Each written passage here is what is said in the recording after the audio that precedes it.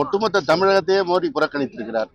இதில் எந்த மாவட்டமும் இன்று இல்லை. என்ன சொல்ல வேண்டும், இப்பொழுது நம்முடைய மாண்புமிகு முதலமைச்சர் அவர்களே சொல்லியிருக்கிறார்கள். தேர்தல் வரும் நேரத்திலாவது சில மாநிலங்கள் பெயர்களை குறிப்பிட்டார்கள். ஆனால் இந்த தேர்தல் வரும் நேரத்தில் கூட தமிழ்நாட்டை அவர்கள் புறக்கணித்திருக்கிறார்கள் என்றால் தமிழ்நாட்டின் மீது எந்த அளவிற்கு வஞ்சமாக இருக்கிறார்கள் என்பதையே காட்டுகிறது. நமக்கு வரவேண்டிய நிலுவைத் தொகைகளை கூட வழங்குவதற்கு இந்த எந்த அறிவிப்புமே இல்லை. புதிய அறிவிப்புகளை தாண்டி நமக்கு வரவேண்டியவையிலே இன்னும் காத்திருக்க வேண்டிய சூழல் தான் இருக்கிறது. ஏன்னா விஜய் வந்து 3ஆம் ஆண்டு தொடக்க விழாவில் பார்த்தீங்கன்னா திமுகவுக்கு நாங்க மட்டும்தான் வெல்ல முடியும், வேற யாரும் வீழ்த்த முடியாது அப்படின்னு சொல்லி